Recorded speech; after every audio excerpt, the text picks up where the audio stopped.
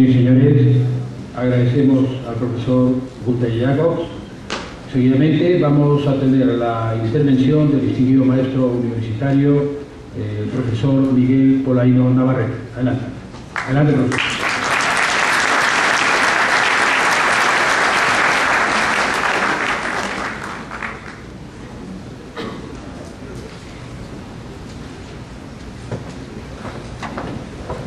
Buenas noches, ilustrísimo señor decano del ilustre Colegio de Abogados de Lima, doctor Chanamé Orobe, dignísimas autoridades, excelentísimas e ilustrísimas autoridades, estimados colegas y amigos, señoras y señores. Hace 200 años se aprobaba en Cádiz la primera Constitución española, después de un interesante proceso constituyente que marca el inicio del constitucionalismo español.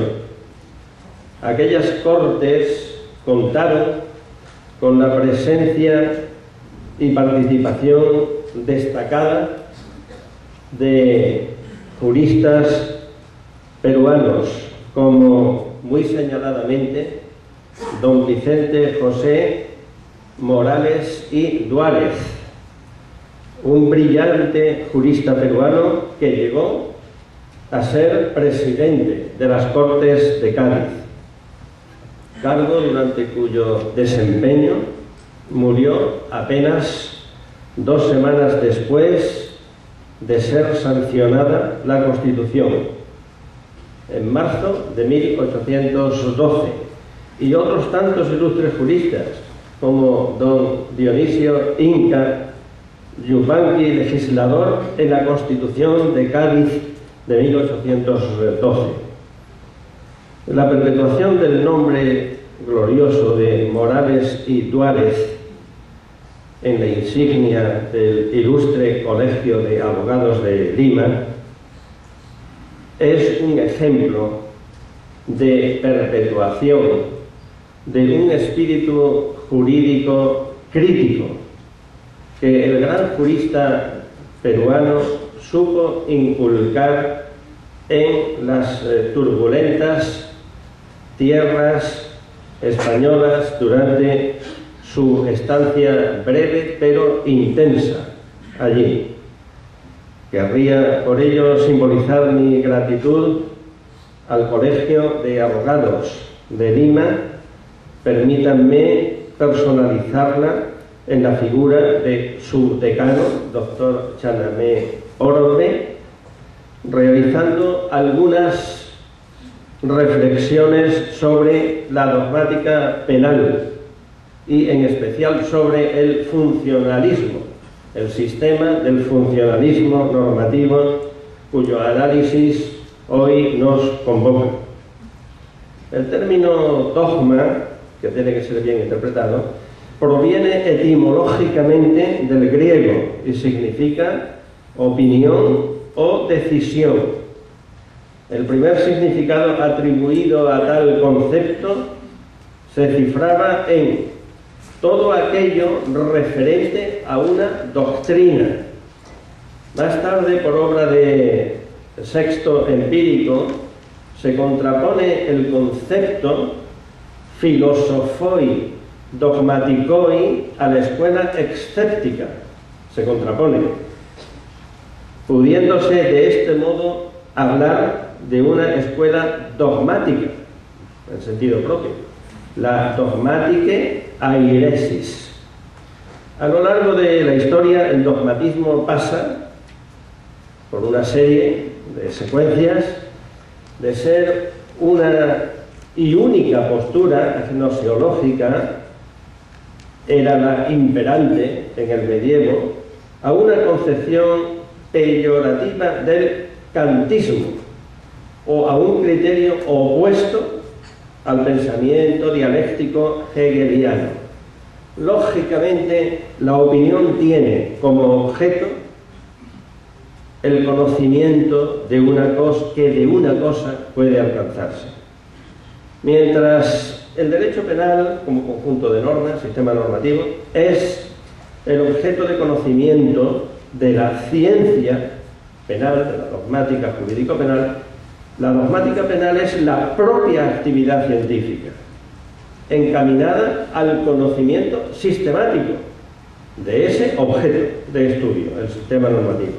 Este estudio dogmático consiste en la exégesis, el análisis, la síntesis, la inducción y la deducción, la sistematización, la interpretación y la crítica de la normativa jurídico-penal. De este modo, la dogmática jurídico-penal presenta una doble faceta o aspecto. En primer lugar, la dogmática es un haz de conceptos, conocimientos, doctrinalmente propuestos o inferidos, o sea, el resultado de una elaboración conceptual sistemática, conforme a un sistema científico, realizada por los juristas, que tiene como objeto el conocimiento del derecho positivo, las normas jurídicas vigentes, y que se obtiene mediante el empleo de procedimientos lógico-abstractos. Esta elaboración solo es posible con una actitud crítica por parte de los juristas. La crítica es, pues, concepto esencial de la tarea dogmática. En segundo término,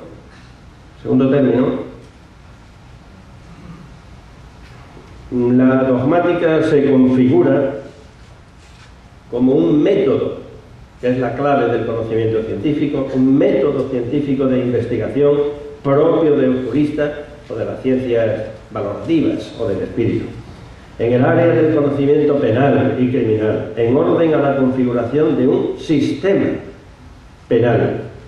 Este segundo aspecto puede denominarse ciencia penal en estricto sensu. Por ello, la vinculación entre dogmática penal y ordenamiento punitivo vigente es imprescindible, pues la dogmática penal tiene como fin el conocimiento crítico del ordenamiento penal, en aras a la construcción de una teoría jurídica por la doctrina, por el pensamiento penalista. O sea, el objeto de la dogmática es esencialmente el derecho positivo. La dogmática opera en función del derecho positivo, aunque sin agotar en él su contenido, ni limitar su visión de manera unilateral, como evocara en 1848 Julius von Kirchmann en su alegato crítico sobre una rutinaria aplicación de la ley positiva, en su conocida teoría de la pérdida de valor científico de la jurisprudencia como ciencia del derecho que ha de ser, decía, dinámica y progresista, y no inmóvil y rutinaria. La ciencia del derecho es primariamente una disciplina normativa, pero las normas jurídicas no pueden ser explicadas de manera objetivista y rígida, inamovible, con independencia de los supuestos concretos a los que se aplican, al margen de la sociedad en la que se integran. Ambas perspectivas, norma y realidad, teoría y praxis, se exigen mutuamente, hasta el punto de que no puede concebirse una sin la otra. La realidad sin ordenación normativa desemboca en el caos. Las normas jurídicas sin aplicación práctica, por su parte, pierden su razón de ser, su aliento vital. Una norma puramente teórica se convierte, expresión también la teoría de Kirchmann, en papel mojado, papel. Tres palabras rectificadoras del legislador convierten bibliotecas enteras en basura, en papel mojado, en una mera declaración programática de principios sin contraste en la realidad social. En fin, en mera formulación de principios que permanece inmóvil en el cielo de los conceptos jurídicos de que hablara Rudolf von Ehring. Por otro lado, la norma jurídica es un precepto no universal, el derecho natural, o inmutable o perpetuo, aunque sí general y con tendencia a la permanencia. Pero no es inmutable. Requiere, no obstante, de cierta estabilidad para que pueda surgir los efectos fiables de regulación de la vida ciudadana. Las normas jurídicas existen porque garantizan determinadas expectativas de una sociedad. Las expectativas no son inmutables y por ello no lo son tampoco las normas jurídicas. Pero para que exista cierta armonía entre expectativa social y norma jurídica positiva, ha de hallarse un punto de equilibrio, una armonía. Por ello, la norma jurídica ha de tener cierta estabilidad funcional, aún sin aspirar a llegar a ser inmutable y perpetua. Para aclarar la aparente contradicción entre vigencia de la norma, infracción de la norma, y su permanente reafirmación normativa, diferentes autores se han pronunciado en distintos sentidos. Un teórico austriaco del derecho, Walter Wilburg, aludió al ordenamiento del derecho como un sistema móvil, dinámico, en movimiento, descripción que encontró tantos partidarios como contradictores, que resaltaron que no era el sistema en sí el que se hallaba en un continuo movimiento, sino, quizá lo que es más importante, precisamente los elementos que lo integraban. Una explicación por demás interesante y sugerente del sistema jurídico es la que ofrece el sociólogo alemán Niklas Luhmann, configurador de la teoría de los sistemas sociales.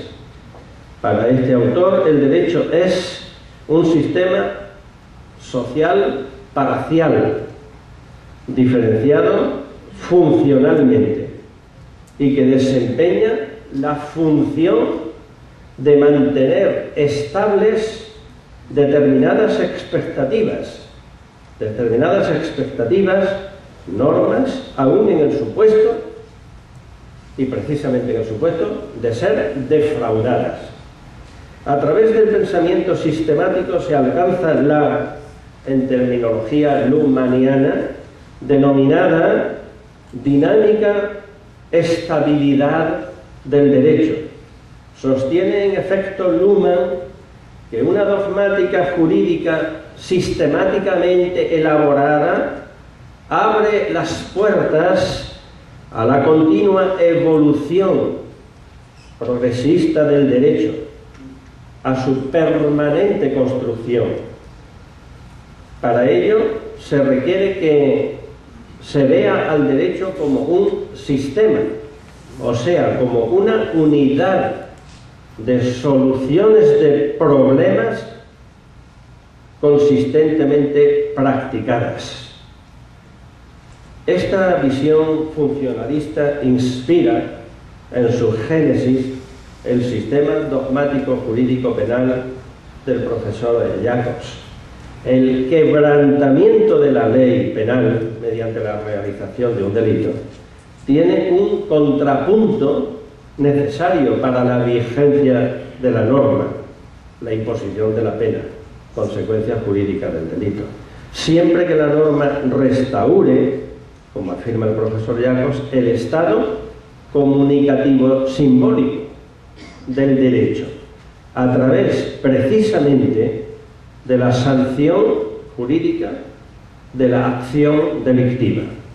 Y sin esta explicación dual de infracción normativa y restauración de la norma quebrantada, no puede explicarse el concepto del derecho, ni el de norma, ni el de delito, ni el de pena.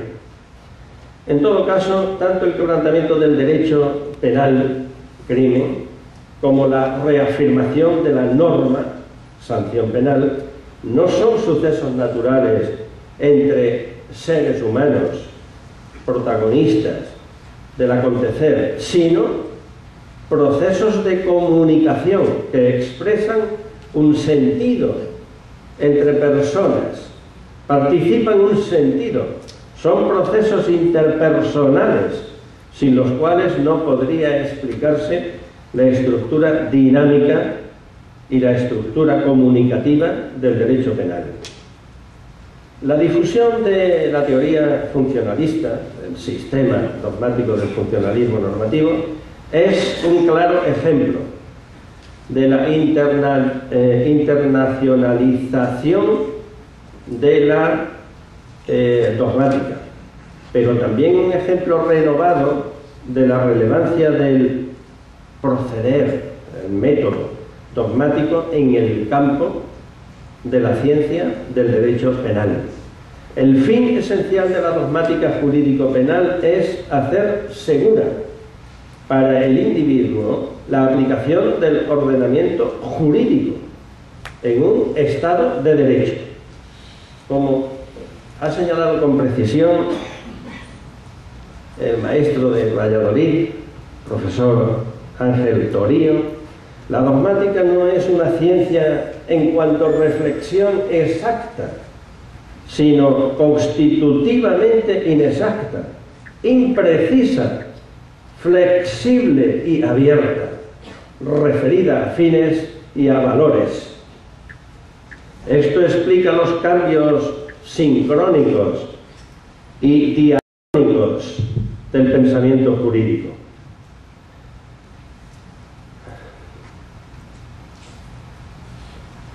Con lo dicho, creo que queda paladinamente claro el papel imprescindible que juega la dogmática jurídico-penal en los sistemas punitivos de los modernos estados de derecho.